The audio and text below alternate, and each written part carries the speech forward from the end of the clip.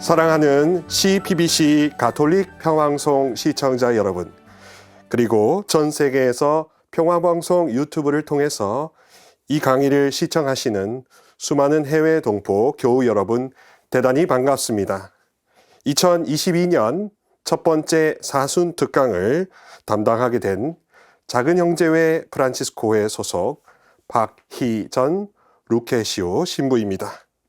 오늘 여러분들과 이렇게 특별한 시간을 통해 나눌 주제는 갈라티아서 5장 16절에 나오는 말씀입니다. 성령의 인도에 따라 살아가십시오 라는 것입니다. 이 주제 말씀을 두고 과연 어떻게 하면 막연하게 느껴졌던 성령을 따라가는 삶이 구체적으로 무슨 뜻인지 좀 자세하게 발견하는 지혜를 여러분들과 나누기를 원합니다.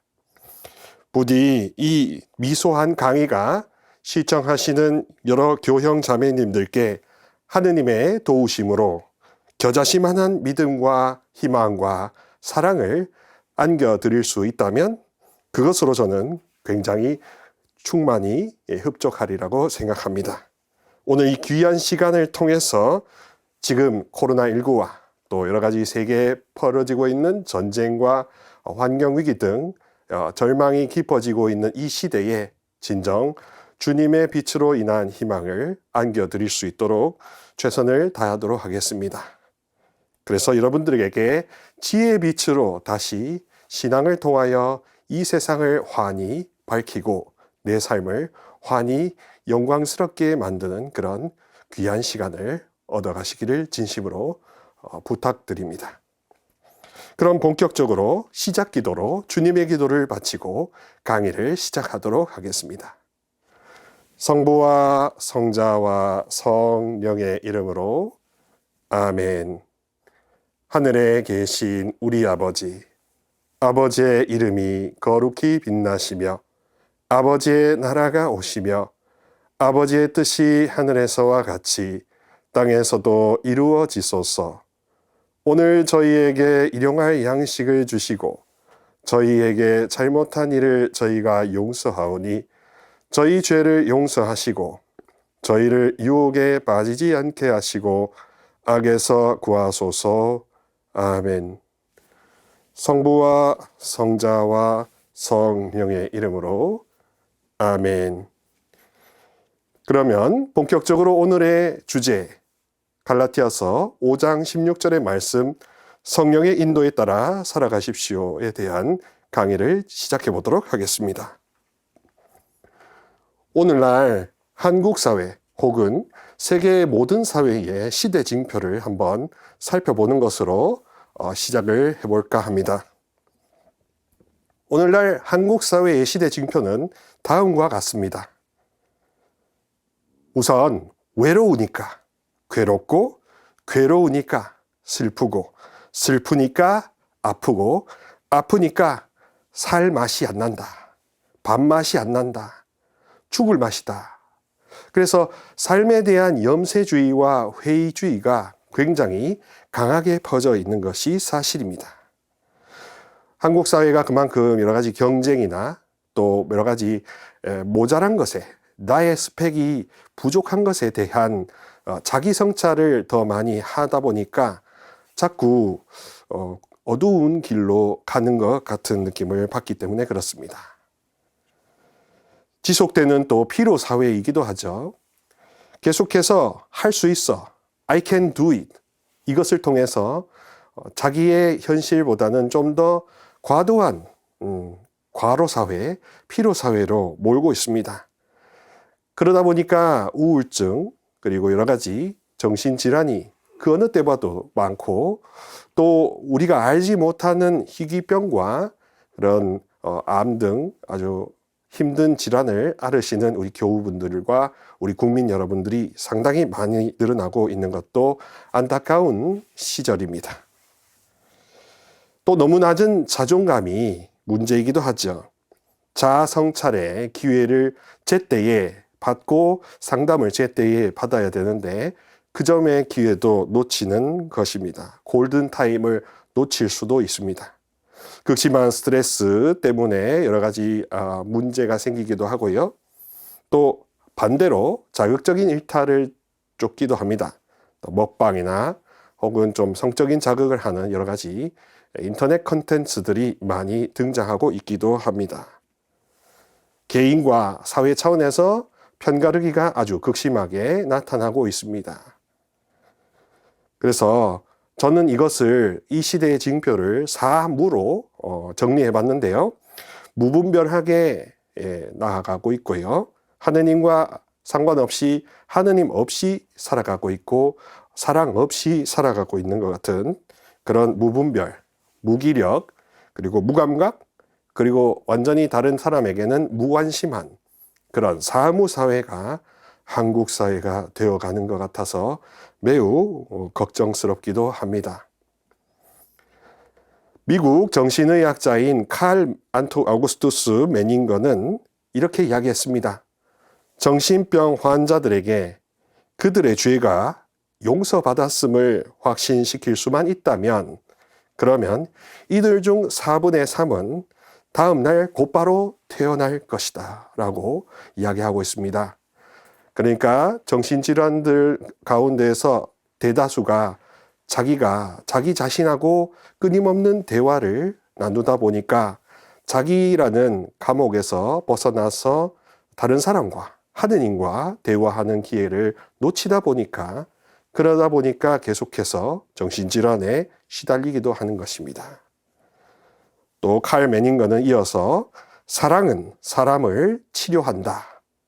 사랑을 받는 사람, 사랑을 주는 사람 할 것 없이 모두 다 치유하고 해방시키고 회복하는 능력이 있는 게 바로 사랑에 있다고 정신의학자도 공감을 표현하였습니다. 자, 이것을 바탕으로 저는 우리 삼위일체 하느님 가운데 제3위 성령 하느님의 두 가지 길을 소개하고자 합니다. 먼저 긍정의 길, 부정의 길을 통해 이런 시대적인 징표를 발판으로 문제가 축제가 되고 어떤 우리의 숙제가 하느님께 올려드리는 흠숭이 될 수 있도록 실질적인 변화가 될 수 있도록 하는 지혜를 안내하고자 합니다. 먼저 성령의 두 가지 일 가운데 첫 번째로 긍정의 길이 있습니다. 긍정의 길은 한자로 표현하면 느낄 감자에 될 화자 해서 감화의 길입니다. 감화의 길은 로마서 5장 5절의 말씀을 기반으로 생각해 볼 수가 있습니다.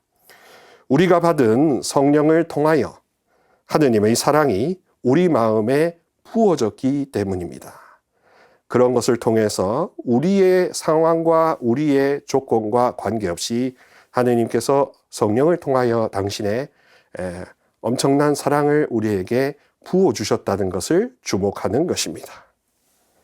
한없이 크고 위대하신 자비의 성령이 정말 나에게 비처럼 쏟아진다는 것을 생각해 보는 겁니다.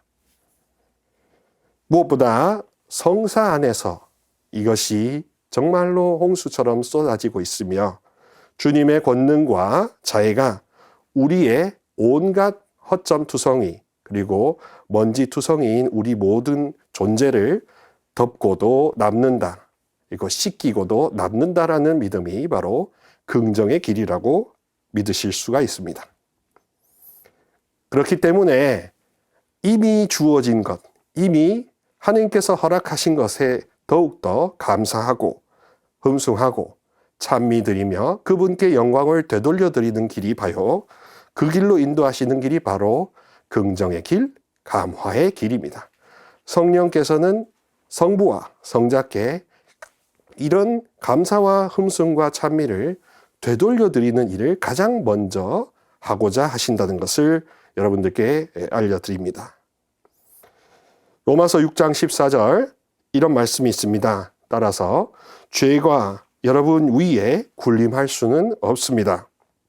여러분은 율법 아래 있지 않고 은총 아래 있습니다. 라고 함으로써 죄가 더 이상 우리의 모든 것을 지배하기보다는 하느님의 은총, 성령의 인도가 우리의 삶을 영위하게 도와주시고 또 꽃피게 해주신다는 것을 먼저 믿으라고 권고하고 계신 겁니다. 따라서 이렇게 되면 테살로니가 1서 5장 16절에서 18절의 말씀을 긍정의 길에서는 굉장히 중요하게 여길 수밖에 없을 것입니다. 잘 아시다시피 이 말씀이죠. 언제나 기뻐하십시오. 끊임없이 기도하십시오. 모든 일에 감사하십시오. 이것이 그리스도 예수님 안에서 살아가는 여러분에게 바라시는 하느님의 뜻입니다. 라고 이렇게 이 말씀하고 계십니다. 사도 바오로께서. 그러니까 긍정의 길, 감화의 길을 통하면 다른 여러 가지 성경의 말씀에 대해서 덧붙이는 것보다 단순하고 순수하며 그 말씀 안에 깃들어져 있는 하느님의 정감, 사랑을 온전히 흡수하고 섭취하는 길을 성령께서는 우리에게 가르치신다라고 볼 수가 있습니다.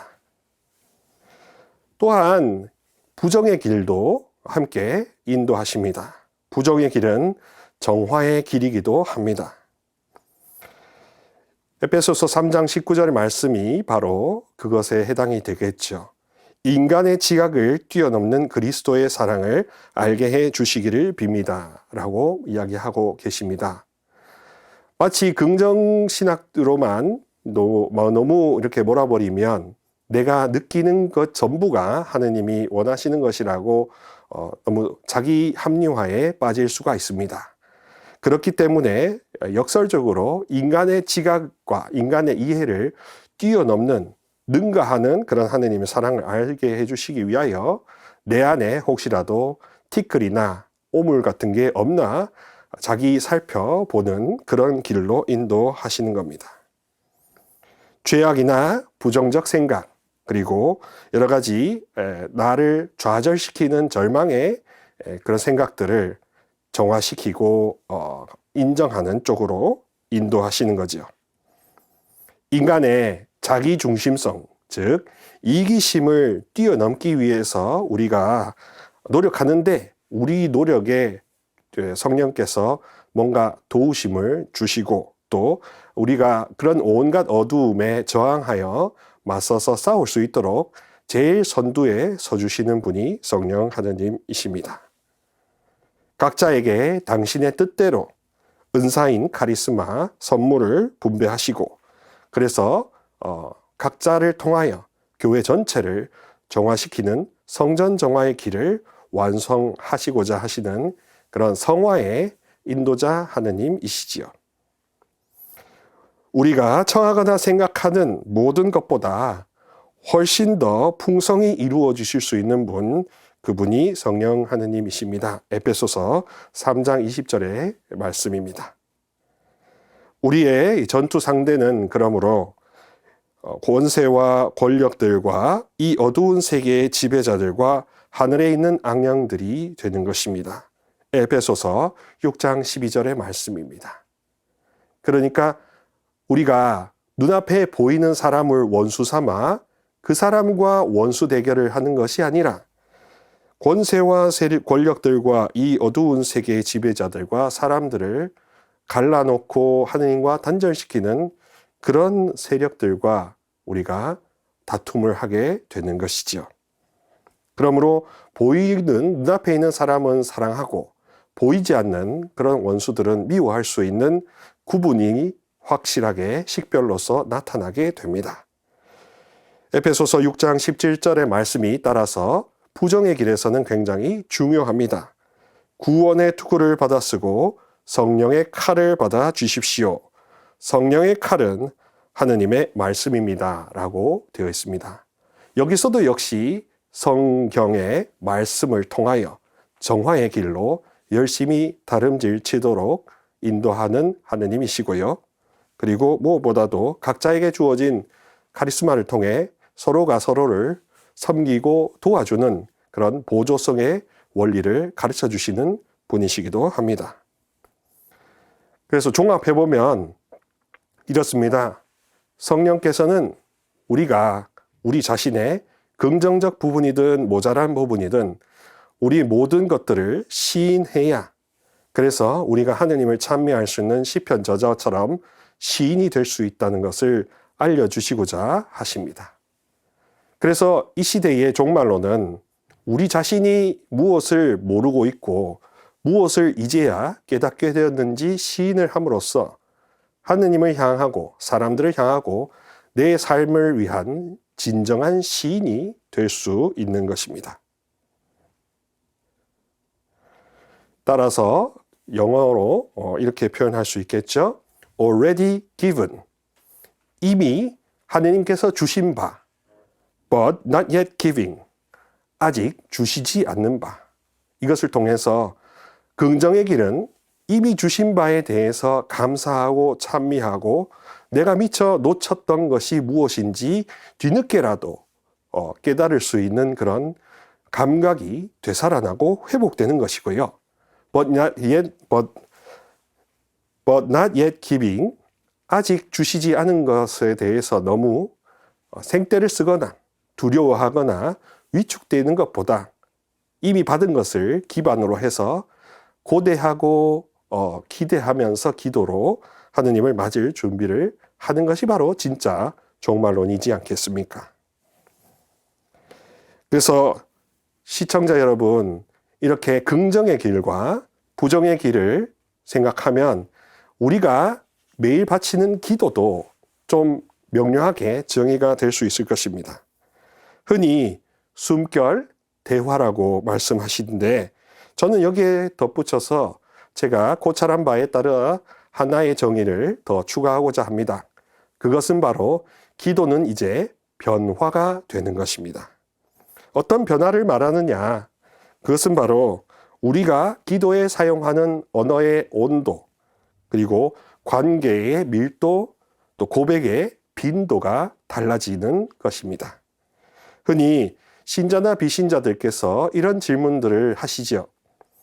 신부님, 전지전능하신 하느님께서 이미 우리의 사정을 속속들이 다 아시는데 왜 우리가 이런 것을 기도를 해야 하고 왜 달라고 내 입으로 청해야 됩니까? 다 아시는데, 다 하시는데 왜 청해야 합니까? 네, 이 말이 맞기도 합니다. 그러나 반은 맞고 반은 틀립니다. 왜냐하면 여기에 사용된 언어의 온도가 하느님께서 원하시는 언어의 온도와 다르기 때문에 그렇습니다.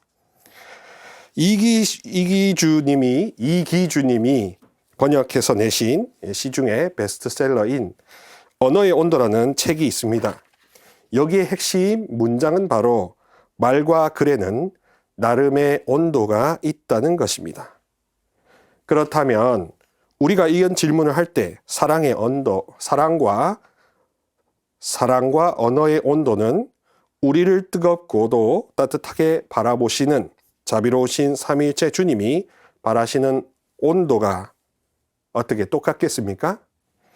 또한 우리가 상정하는 관계와 인식의 밀도가 하느님과 어떻게 똑같겠습니까? 우리가 이렇게 기도하면서 하는 신앙 고백과 하느님을 따라 살겠다는 결심의 빈도가 생명의 근원이신 주님의 그 기대치와 똑같겠습니까? 그렇기 때문에 아버지께서 당신의 풍성한 영광에 따라 성령을 통하여 여러분이 내적 인간이 당신 힘으로 굳세어지게 하시고 여러분의 믿음을 통하여 그리스도께서 여러분 마음 안에 사시게 하시며 여러분이 사랑의 뿌리를 내리고 그것을 기초 삼게 하시기를 빕니다라는 에베소서 3장 16절의 말서 17절의 말씀을 우리가 살아갈 수 있지 않겠습니까?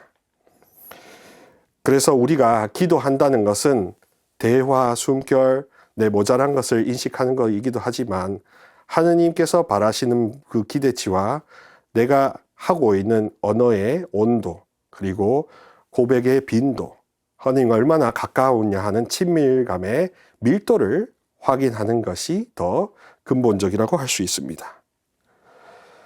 그러면 이 기도나 영성 생활을 방해하는 원수들의 특징, 특히 사순제일주일 복음에 나타난 루카복음 4장 1절부터 13절에 나타난 유혹의 특징을 살펴보면 어떻게 기도해야 되는지도 함께 아울러 고찰해 볼 수 있습니다.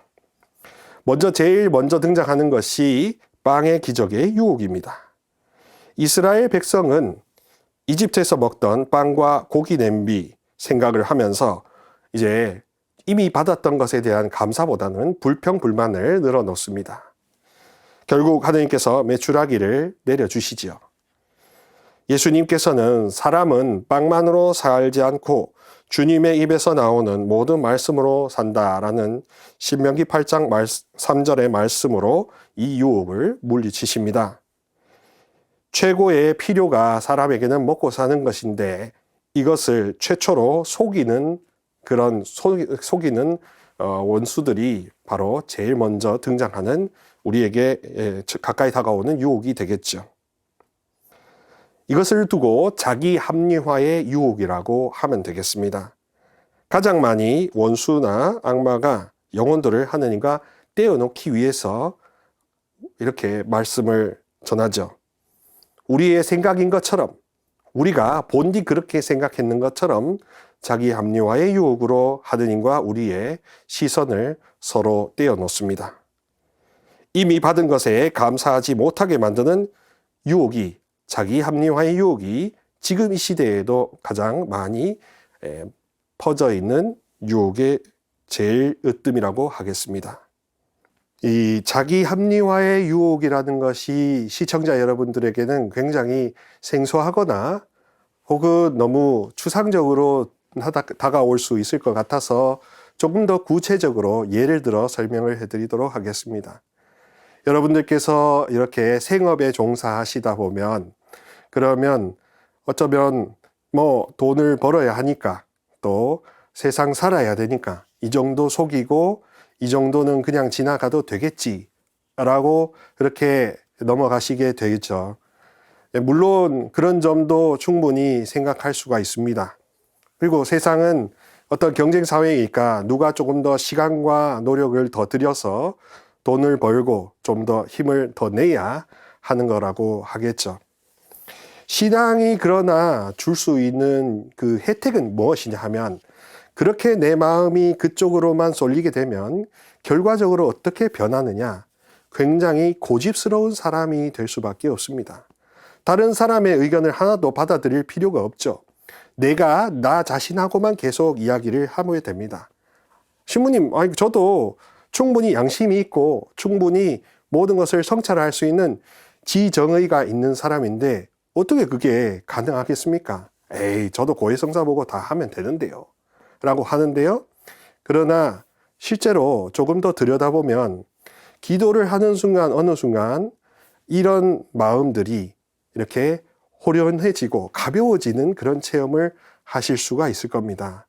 기도를 열심히 주님, 저의 이 무거운 마음, 제 안에 혹시라도 제가 모르는 이런 속임수나 합리화의 유혹으로 성경 말씀을 가장해서 오는 달콤한 마음으로 저에게 이런 유혹들이 있다면 하느님, 저는 모르지만 당신은 아시니까 저를 가볍게 해주시고 홀가분하게 낫게 해주세요 라고 기도를 한번 해보십시오. 만약에 진짜로 그런 기도를 해보셨을 때 여러분들 마음이 가벼운 쪽으로 사라지게 변화가 되고 또한 이전에는 그 당연하다고 생각되었던 것이 당연하지 않는다는 뭔가 새로운 체험을 하시게 된다면 그것이 바로 자기 합리화로 인해서 내 마음이 굉장히 고집스럽고 완고해졌다는 것을 뒤늦게 깨닫게 되는 것입니다. 그래서 많은 경우 내 생각같이 이야기하는 경우가 많습니다. 구마사제나 이런 사람들이 등장하는 것처럼 막 이렇게 너의 생각인 것처럼 이렇게 밟아라 괜찮아 하지 않고 내가 평상시에 생각해 왔던 것처럼 내 생각인 것처럼 그렇게 요즘 많이 생각합니다.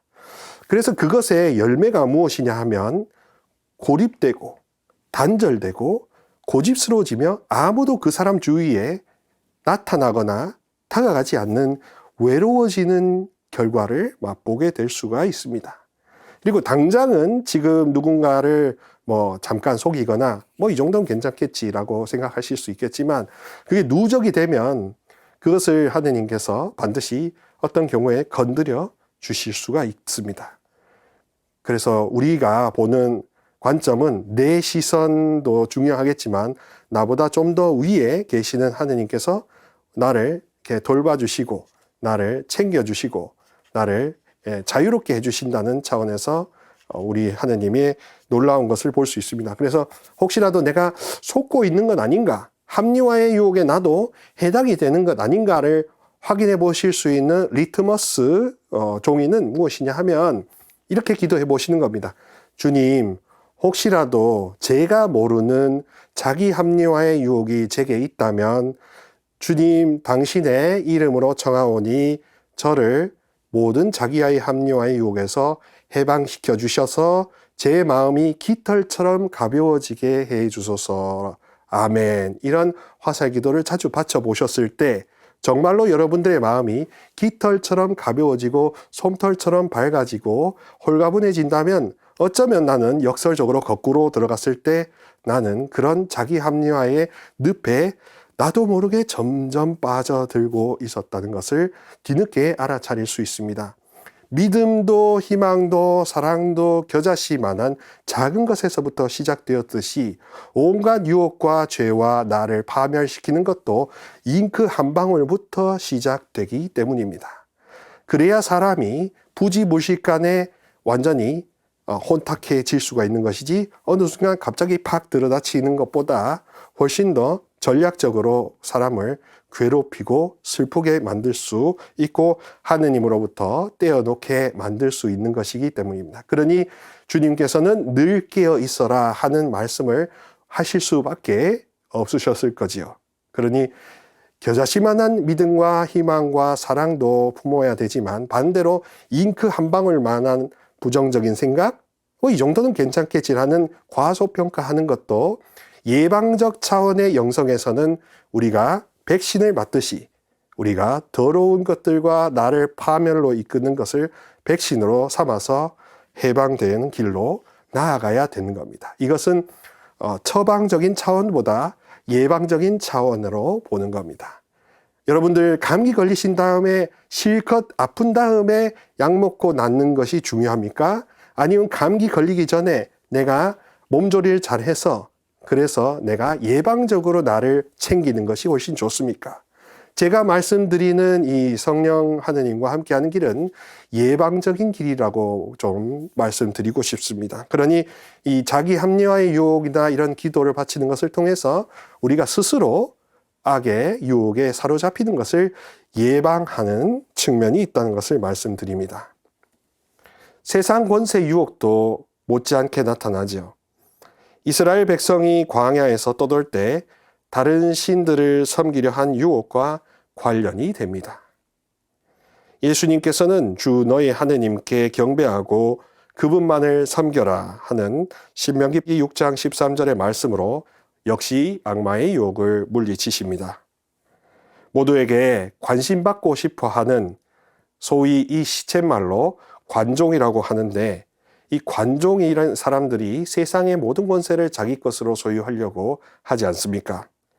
그러나 주님께만 사랑받으려고 하는 주님의 종이 되려고 하는 것이 가장 유혹을 확실히 물리치는 길이라고 할 수 있겠습니다. 자기 연민에 빠지게 만드는 것도 역시 세상 권세 유혹과 연관이 있습니다. 이 유혹을 통해서 역시 하느님과 영혼들을 서로 갈라놓는 게 바로 원수의 움직임입니다. 그래서 아직 주시지 않는 이런 빵, 세상 권세, 관심, 사랑 이런 것, 우리에게 늘 결핍이 되었다고 허기져 있다고 하는 것을 가지고 이제 우상 숭배를 하게 만들고 또 대체제를 찾게 만드는 그런 유혹이 바로 세상 권세 유혹이라고 하겠습니다. 또 자기 과시 유혹을 세 번째로 등장시키고 있습니다. 루카복음에서 악마가 그분께서는 너를 위해 당신 천사들에게 너를 보호하라고 명령하시리라. 행여 내 발이 돌에 차일세라. 그들이 손으로 너를 받쳐주리라 하신 시편 91편 11절에서 12절 말씀을 인용해서 유혹을 합니다.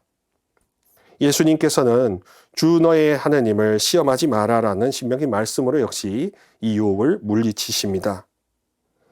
늘 인간은 자기 자신의 입장에서 자기 문제에만 매몰되어서 자기 생각만을 척도로 삼기 때문에 모든 것들을 조소하고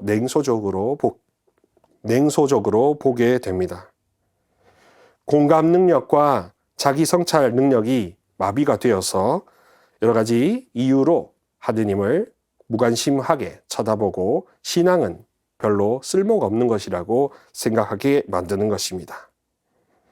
믿음의 밀도, 소망의 양도, 사랑의 온도가 말씀드렸던 것처럼 기도를 통해 더 커져야 되지 않겠습니까? 그러면 오늘 강의는 이렇게 귀결될 수가 있을 겁니다. 성령에 따른 인도의 삶이란 대체 어떤 것일까? 그리고 구체적으로 어떤 길을 택하고 어떤 기도와 어떤 단어를 쓰고 어떤 표현을 쓰고 어떤 생각을 붙잡고 어떤 믿음의 상상을 할 때 그것이 가능하게 될 것인가 하는 지혜를 조금 더 심도 있게 다뤄보고 싶습니다. 그것은 무엇보다도 절대 긍정 감화라고 저는 믿고 여러분들께 전해드립니다. 하느님께서 자비로우신 하느님, 아버지로서의 하느님으로 우리에게 당신을 드러내 보여주셨습니다. 그리고 모든 자녀들이 당신을 신뢰하도록 우리에게 재촉하고 계십니다. 그러니 우리의 문제에 너무 매몰되고 고개를 떨구고 땅바닥을 보고 내 모든 문제와 대화의 포커스를 내 현실에만 맞추고 있는 그런 것을 너무나도 안타까워 하시는 것이지요. 그렇기 때문에 역설적으로 그렇게 힘들수록 하늘을 쳐다보고 여전히 변치 않게 사랑을 하신다는 것을 인정하고 우리가 당신을 바라보도록 인도하고 계시지 않겠습니까? 시편 27편 10절의 말씀에는 아버지와 어머니가 너를 버렸더라도 나는 너를 계속 기도하고 기대한다라는 식으로 하느님께서는 절대 우리를 단 한 번도 포기하신 적이 없다는 점을 말씀을 통해 입증해 주고 계십니다. 시편 108편 5절 말씀이 이 같은 긍정 감화의 맥락에 놓여 있습니다. 당신의 자애가 하늘보다 크시고 당신의 진실이 구름까지 닿도록 크시기 때문입니다. 그리고 로마서 8장 38절 39절 잘 아시는 말씀도 역시 절대적인 신뢰와 자녀로서의 의탁의 마음, 긍정적인 감화의 길을 걸을 때 나올 수 있는 고백이라고 할 수 있겠습니다. 나는 확신합니다. 죽음도, 삶도, 천사도, 권세도, 현재의 것도, 미래의 것도, 저 권능도, 저 높은 곳도, 저 깊은 곳도, 그 밖에 어떠한 피조물도 우리 주 그리스도 예수님에게서 드러난 하느님의 사랑에서 우리를 떼어놓을 수 없습니다. 우리를 그분의 사랑에서 떼어놓을 것은 아무것도 없다라는 감화에 성령께서 함께 하신다면 우리가 무엇을 두려워하고 누구를 회피하도록 하겠습니까? 설령 어렵고 힘든 사람이 있다고 하더라도 그 문제가 문제시 되지 않는 은총이 얼마든지 주어진다는 것을 좀 생각해 보시면 어떻겠습니까? 그런 사례들이 성인 성녀들 안에서도 있었습니다.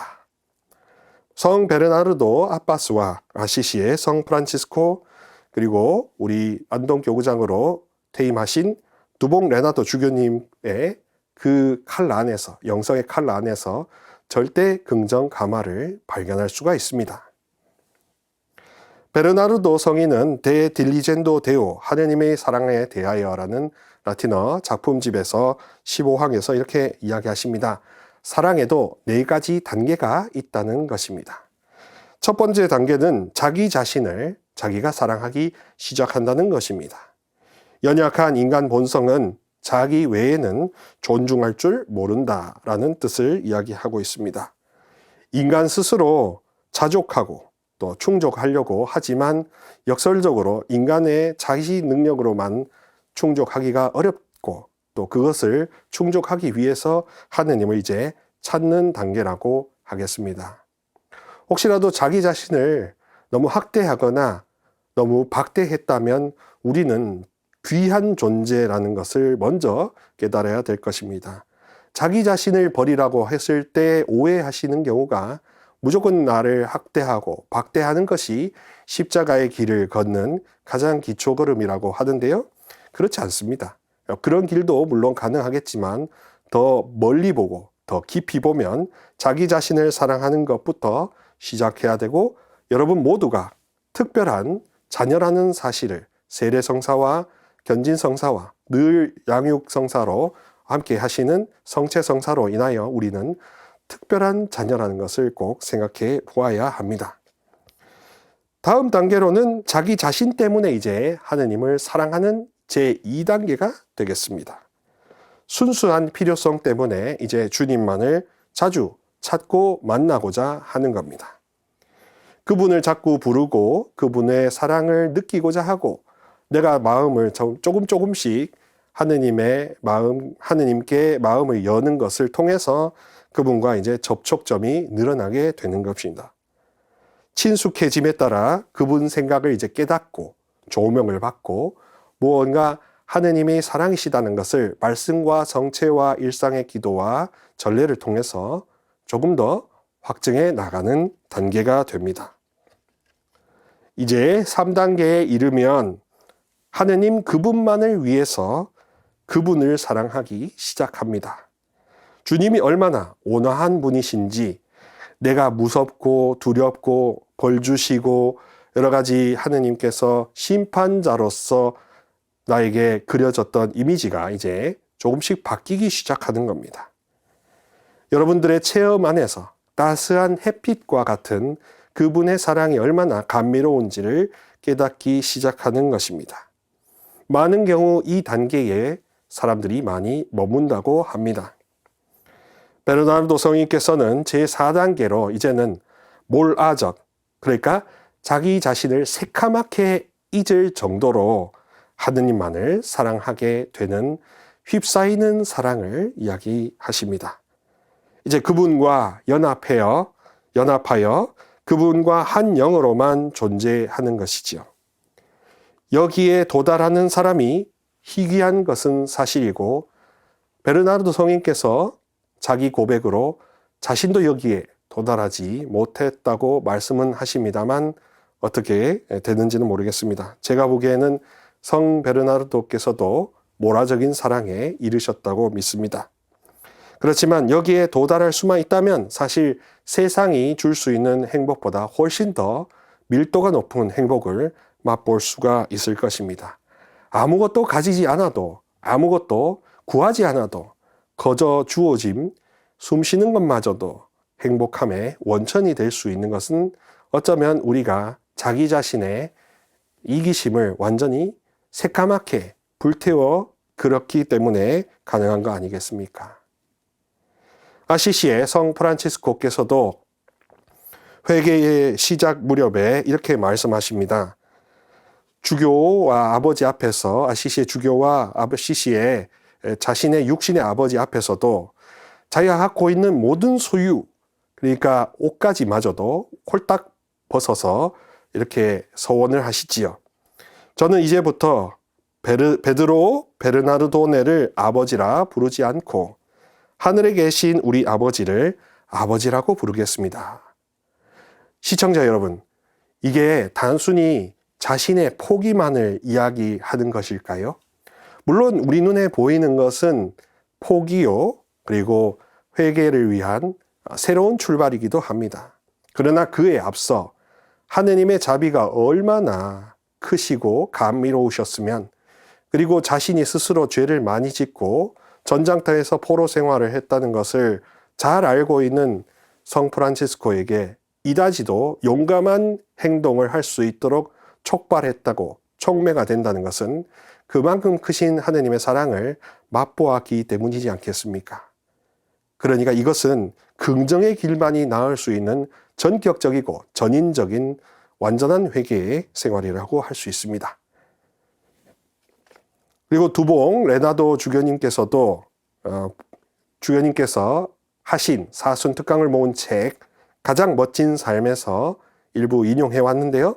주교님의 영성과 주교님의 모습도 역시 절대 긍정 감화의 모습을 보여주고 계십니다. 하느님의 복을 받으려면 마음을 비워야 한다는 말입니다.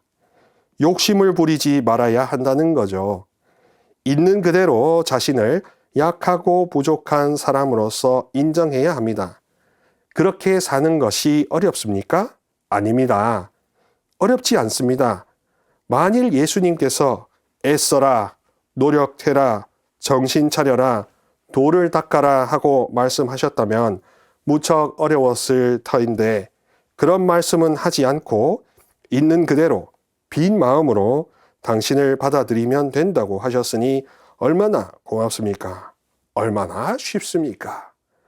이렇게 말씀하십니다. 그래서 여러분들이 알아내고 알아차리고 그리고 그것을 뿌리 뽑고자 하는 그런 노력보다 하느님께서 뿌리 뽑으시고 하느님께서 밝혀주시고 아버지께서 우리를 감싸시고자 하신다는 그분의 사랑의 크기와 강도가 훨씬 더 100배, 1000배 더 크다는 쪽으로 말씀을 전해주고 계시는 겁니다.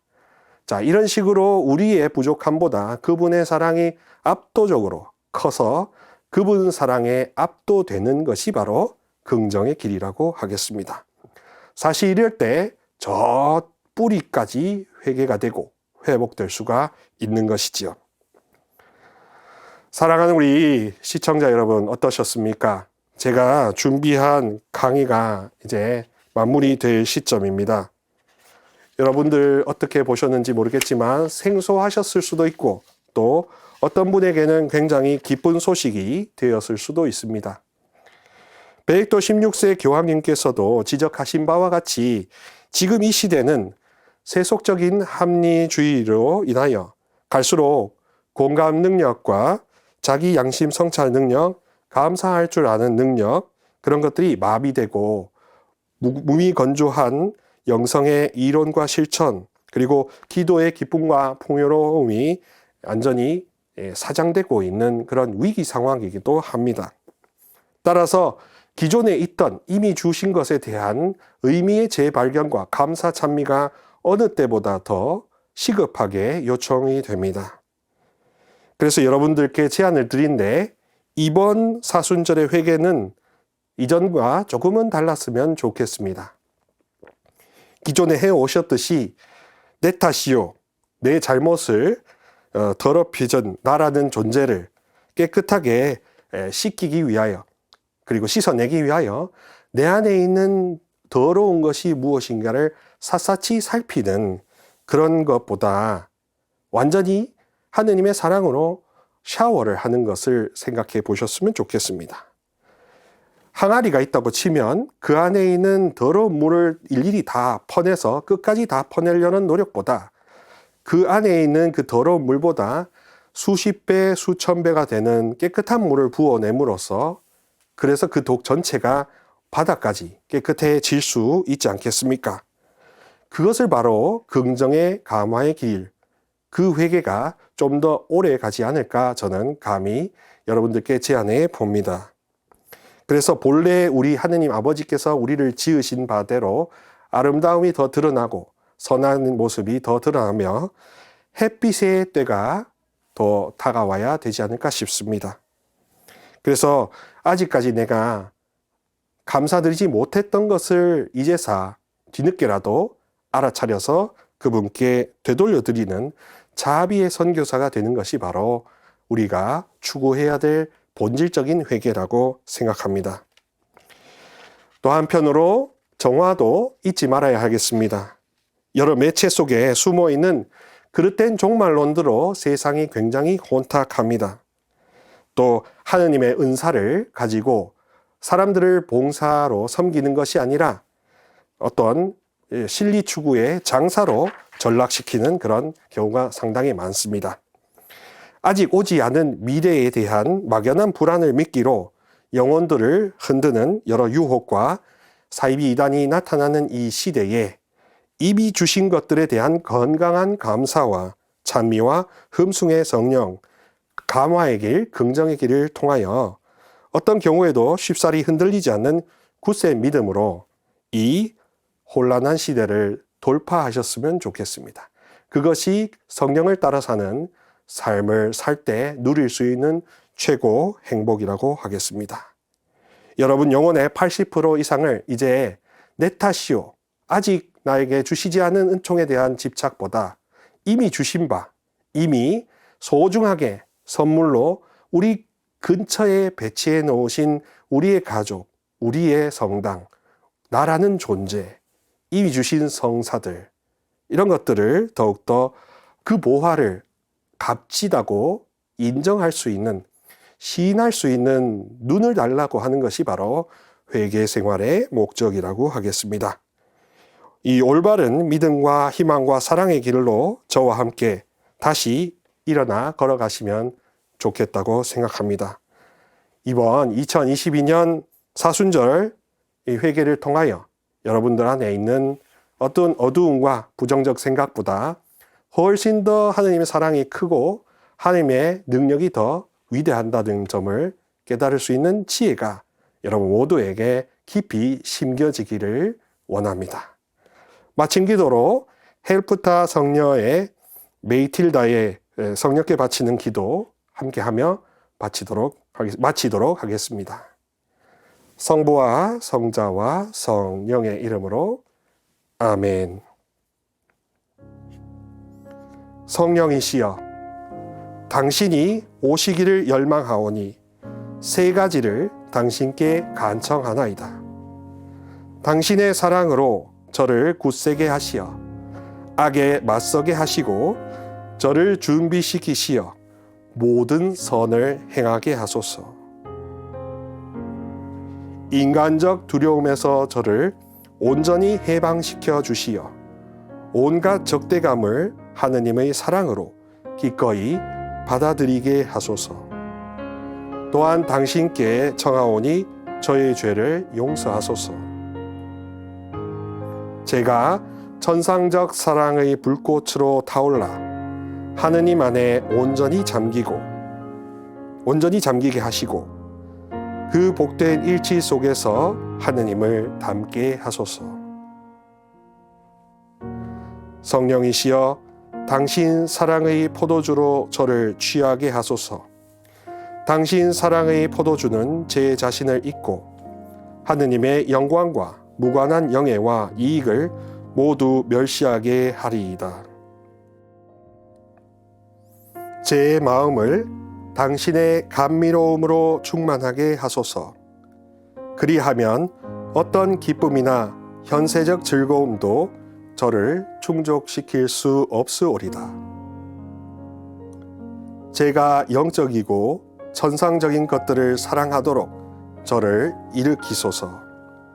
그리하면 온 마음으로 하느님을 갈망하고 죽음도 그 어떤 고통도 더 이상 두려워하지 않으오리다.